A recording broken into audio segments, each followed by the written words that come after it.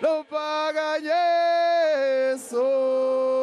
Hondolayo Awizwa Ivitatazo. And today I'm hosting the recruitment secretary from the University of Zimbabwe, who happens to be a Party 2 student doing criminology at the University of Zimbabwe, Mr. Peace Hardy. Mr. Peace Hardy, how are you? I'm very fine.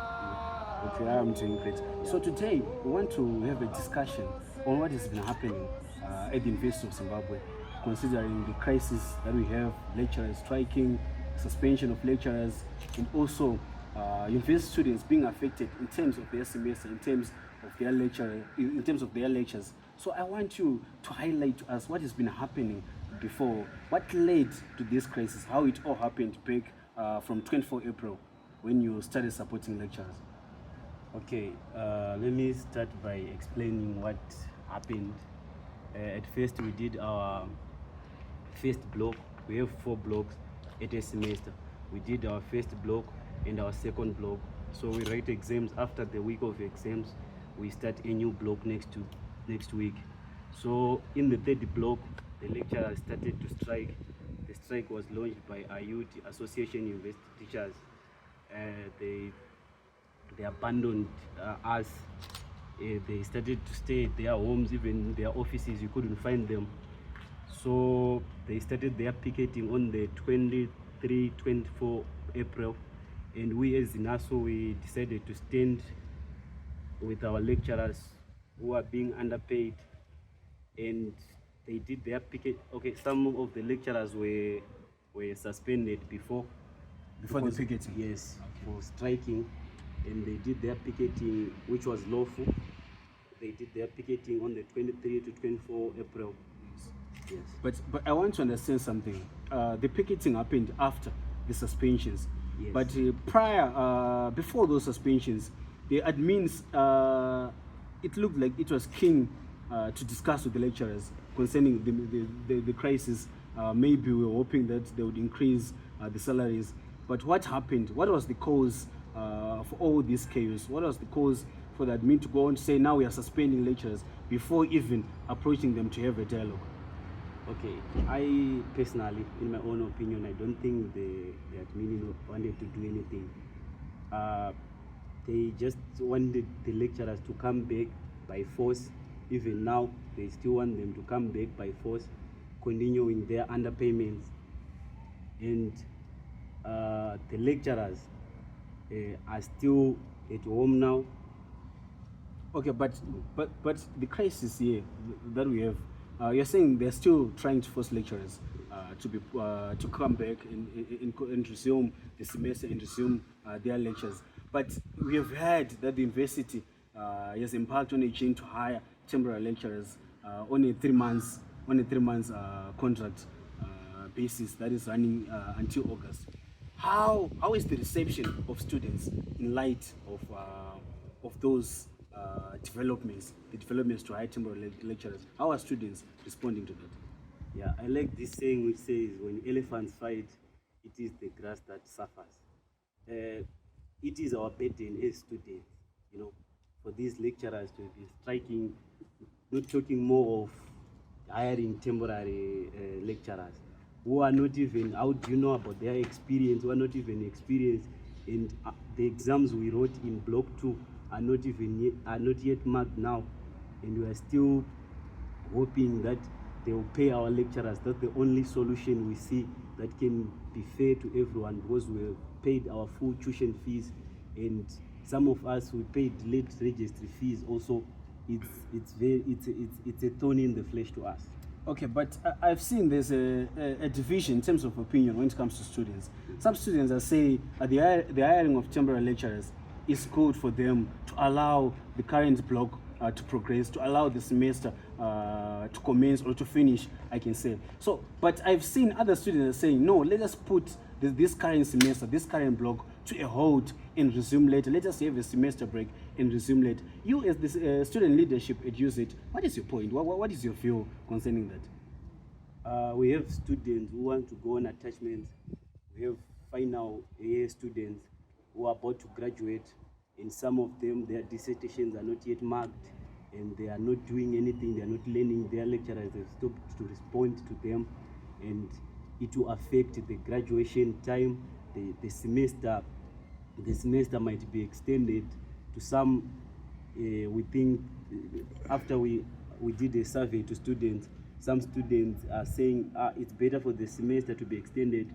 Some are saying no, this will affect our vacation, this will affect the upcoming part ones, and we really don't know what to do. But the only option is for the admin to pay the lecturers. That will be fair to everyone. But that part, I beg to differ. If that mean at one point will pay lecturers better, because I've seen the response of the administration regarding to the picketing that have been happening. I've seen the administration responding by calling on the police officers. But in your statement, you said it was a lawful picketing. But what led to the arrest of fellow student leaders? I remember the chapter chair from the University of Zimbabwe National was arrested. In other 5 comrades, they were arrested because of those picketings. How do you feel? How do you feel it is like preempting the approach of the university on this matter? Yeah. So at first we paid money to the admin, and the admin promised to deliver quality education to us. So the relationship between the student and the admin is contractual. Okay, that's of a social contract. A social contract, right? Exactly. So there is no decision that can be made without the students, for we are the major stakeholders at the university, right? So this situation was continuing. We had 3 weeks, and then we decided to do a demonstration as ZINASU student leaders to demonstrate the ongoing strikes which are affecting us as students. So in that demonstration, that's where they were arrested for demonstrating against the ongoing situation. But in those demonstrations, just to dwell on that briefly, in those demonstrations, was there anything that students did like which was wrong to warrant such kind of arrest? Was I've seen that they have been arrested, then a few hours later they were released on forced fines. But I just wanted to know how can you yourself, how can you justify those arrests? Were those arrests trying to send a message to other students, or what does it mean? Yeah, they were trying to send a message to other students. They were trying to silence us so that we will not speak. During this war crisis, the admin has been silenced to the students. They did not communicate anything. They didn't say anything. So it was now our time for us to tell them that what you are doing to us is not fair. So you're just telling them your expectations? Yes, there was nothing wrong. We were just raising up our flyers, which were written, bring back our lecturers, we want to learn. That's all. Okay, but some students out there, I can say maybe students in Rio Tinto, students from other remote institutions, they don't understand why students are fighting, or why students are standing in solidarity with the lecturers. But I want you to give them a view. Why do we have to support lecturers? What impact does it have to our education as a whole? Not only use it, but even for other institutions. Yes, UZ, we can say, is the state university in the capital city in Harare, and most of the things which happen here, they also happen in other universities, but most they start to happen at UZ and set an example to other universities. So our lecturers are fighting against the underpayment, right? They are being underpaid, and even in other universities, they are also being underpaid, and suspending lecturers, these strikes, where it should lead them as an example. Yes, so they want to suspend the lecturers and arrest the students to silence us, so that we may not stand against the underpayment of lecturers, against our the attack on our education. Okay, but I just want to understand, what is the link between the absenteeism of lecturers and your pursuance towards education, or even the quality of education? What is the link? Yes, this one, Mike. Lecturers, if a lecturer is underpaid and forced to come back, like now, the lecturers are being threatened that if you do not come to lecturers, your contract will be not renewed. Okay, yes. And then that's when they will hire other temporary lecturers. Yes. So Imagine your lecturer coming back to teach you, not because he or she wants or she is satisfied with the pay, but because she has that fear of losing her job. You understand? And this will affect us as students. So even in terms of the deliveries, yes, of the lectures, they will just give us information that is to do, that is in their, let's say, salary, that amounts to their salary. Yes, so maybe like, for example, I saw like your rates. The rates, like a lecture is being paid $2.80 yes, for an hour. So maybe the information that you're going to be shared, that is going to be shared, is something that fits in within the $2.80 per hour. Yes. Okay, but I want to understand something. What do you propose can be a solution or maybe a compromise for the sake of progress to address this crisis? You have talked about the issue here. The permanent solution here is pay lecturers better. They deserve a lifestyle. They have other families. They have lives. They need mental wellness. You can't teach when you have problems. Thinking where I'm going to have the money for transport back home. Where am I going to have the money to pay fees? So I want to understand from your own point of view, what do you think can be the solution or compromise currently which can be done to solve this issue and for the sake of progress? Yeah, for the sake of progress, there needs to be pragmatism where they find a common ground with the lecturers, so that the lecturers will come back, but not because they are forced to, but because they are motivated to teach us. There should be a common ground between the admin and the lecturers. They should understand each other. They should sit on the table and negotiate, so that it will benefit everyone. Even us as students, we are suffering 4 weeks without learning, yet you have paid your full tuition fees. You're just sitting and eating and sleeping at the school. Okay, so lastly, I want to understand how do you see like the trajectory that we are currently in, or we are currently following? How do you see it affecting the future or the quality of our education in terms of sustainability? Can we say our education is going to be sustainable if we have this primary crisis, underpayment of lecturers, lecturers abandoning students? How do you see it as affecting the quality of education as well? Yes, in our education, Save Our Education campaign, this is a major concern. It should be looked at, especially when you are searching for a job or going to an attachment. You did not do any, the employers are aware that the lecturers are striking at our school, and when you are going to search for this job, they will know that this person, in his time at the university, the lecturers were striking, so it doesn't look anything. It is not, it will affect us later, and it will affect those who will follow.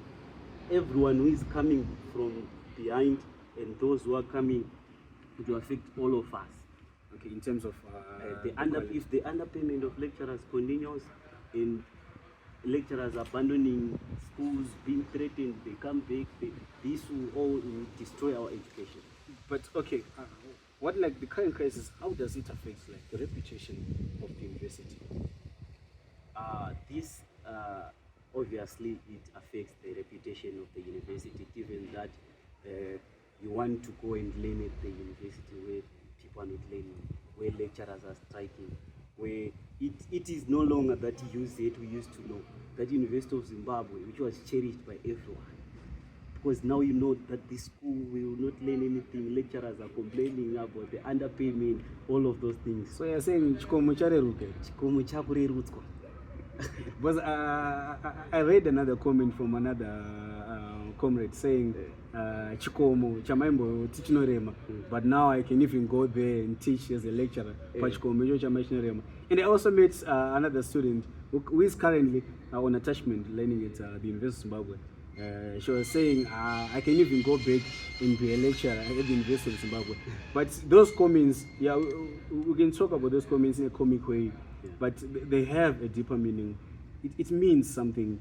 I've seen that administration is not willing to find a common ground or to compromise, and then in the long run, I see it as affecting not only the reputation of the University of Zimbabwe, but even our education. Imagine someone from this region observing that the University of Zimbabwe itself is not even paying lecturers. The University of Zimbabwe itself is having struggles in terms of lecturers attending lectures and disturbing the general, the quality progress of learning at the university. So I see it as going far beyond even this country, even sending a bad message to the region. But I want to understand you, I want to understand from your point, as a student leader, what should be your message to other students and even the citizens? But some, they don't even understand what is happening at UZ. So I want you to share with us a brief message we would want to deliver to them. Okay, as for students at the University of Zimbabwe, it's now time for us to be strong. It's now time for us to stand for our education, to save our education. It's now time for us, we have been writing letters to the admin. We want to have a meeting with them so that we can share our plight as students. They should give us that chance to have a meeting with them so that we'll share all of our plights. Maybe they will hear us. That's the only thing that I see as of students now. We have to stand together. If it means demonstrating, we have to demonstrate. If it means going to the admin, Takawanda is a school, and try to make them understand the situation we are facing, we have to do it. We have to do anything. It's better to do something than to do nothing. It's better for us to say something that will save us in the future than to just keep quiet. It's good.